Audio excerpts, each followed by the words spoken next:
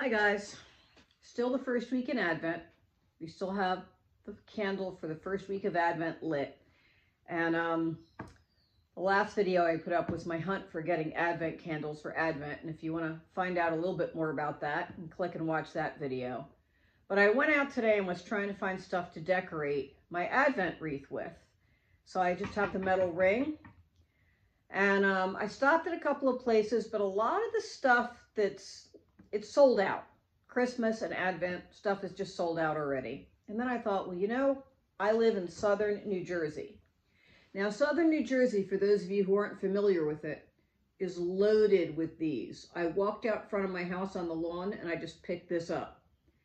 We have pine trees everywhere.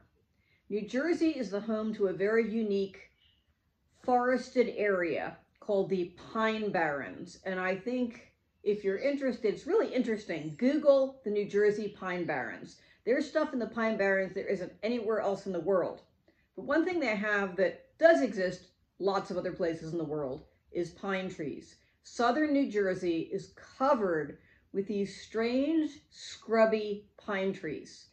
And everywhere you go, you can find pine cones. So I said, I will decorate this with pine cones. And then I thought, you see this shaking because I bumped it? Sometimes you use these for kindling, don't you? It's a bad idea to decorate my Advent wreath that I've already knocked one of the candles over. This is a bad idea. I like pine cones, I like pine trees, I live in the right area for them, but I may just end up with a very simple wreath. Today is December 6th, which is the Feast of Saint Nicholas.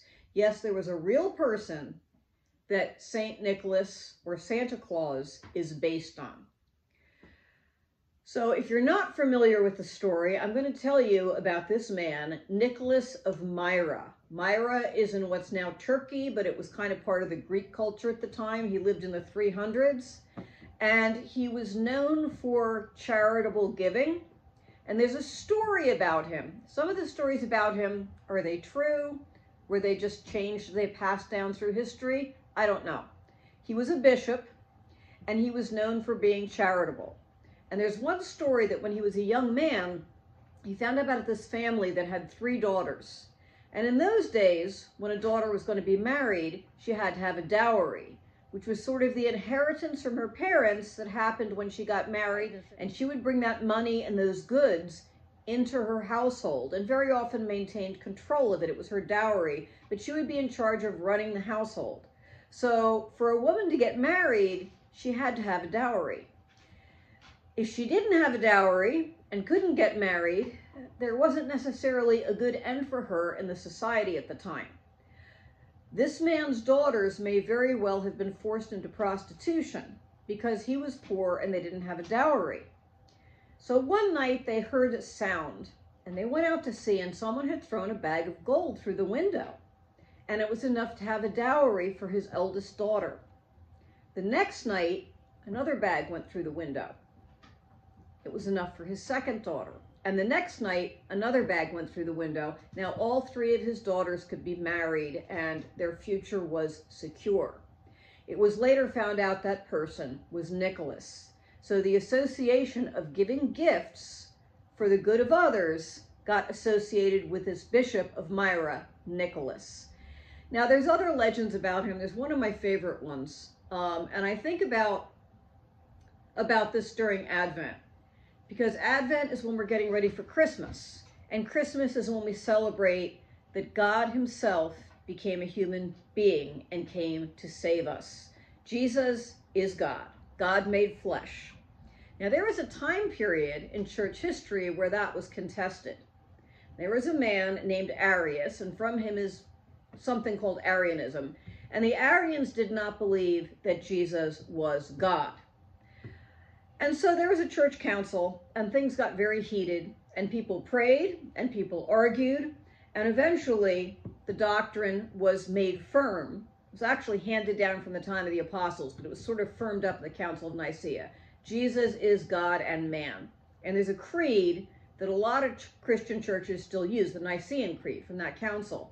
And we say, I believe in one God, the Father Almighty, creator of heaven and earth. And it goes on from there. But there's talking about Jesus, they say God from God, light from light, true God from true God, that Jesus is God made man. He didn't stop being God when he became human, but he took on a human nature to be with us and to save us.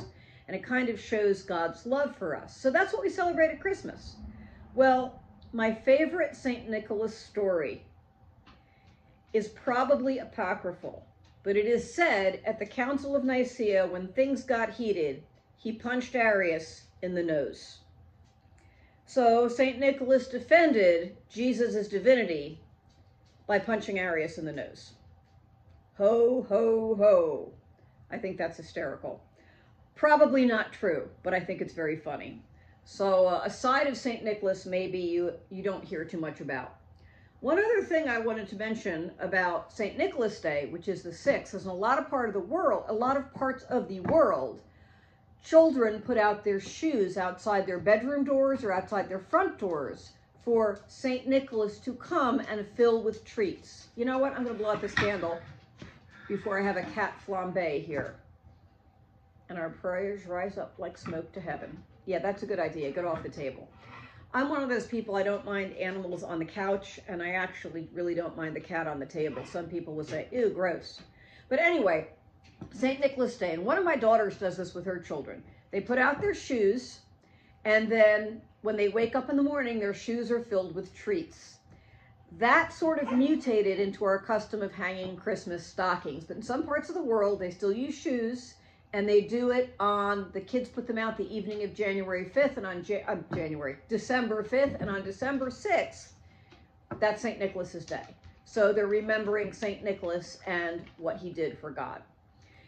So happy St. Nicholas Day, and I think in the next video, I'm going to talk a little bit more about what I find so awesome at Christmas, and I've just been thinking a lot about it, which is the absolute incredible love of God to become one of us. So anyway, that'll be for next time. Continue to have a blessed Advent and a happy St. Nicholas Day.